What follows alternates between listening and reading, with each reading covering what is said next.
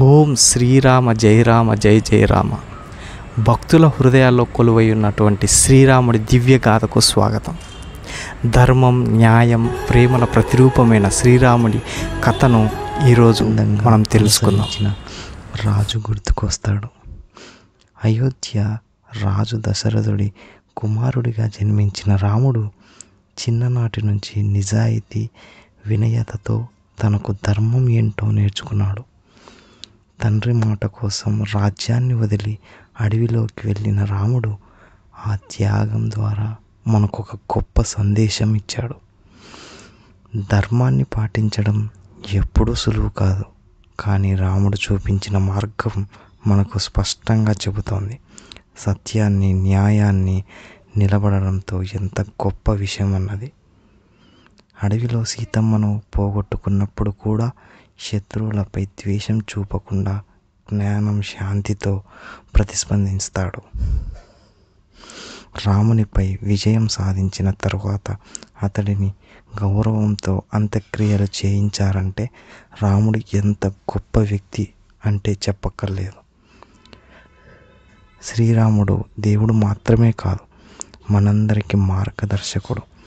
ఆయన జీవితం మనం ఎలా జీవించాలో నేర్పే ఒక జీవశాస్త్రం. రమే రామ మనోరమే, సహస్రనామ తత్తుల్యం రామనామ వరానమే. విష్ణు సహస్రనామాలలో పరమశివుడు పార్వతీదేవితో చెప్పిన ఈ శ్లోకం అందరికీ తెలిసిందే. శ్రీరామ రామ రామ అని 3 సార్లు జపిస్తే విష్ణు సహస్రనామ పారాయణం చేసిన ఫలితం వస్తుందనేది ఈ శ్లోక భావం. అది ఎలా సాధ్యమంటే వర్ణమాలను చూడాల్సిందే. కటపాయ ఆది సూత్రం ప్రకారం యా వర్గంలో రా 2వ అక్షరం కనుక దాని సంఖ్య 2 గాను, పా వర్గంలో మా 5వ అక్షరం దాని సంఖ్య 5 అవుతుంది. దాని ప్రకారం 2 × 5 10 గాను, ఒకసారి రామ అంటే 10 సంఖ్య వస్తుంది.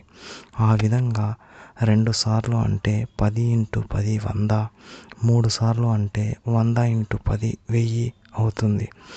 అలా విష్ణు సహస్రనామం సమానంగా రామ అని 3 సార్లు పలికితే ఫలితం వస్తుందన్నది ఈ పరమేశ్వరుడే స్వయంగా చెప్పిన మాట. శ్రీరాముని కథ మనకు ధర్మాన్ని, న్యాయాన్ని, ప్రేమను నేర్పుతుంది.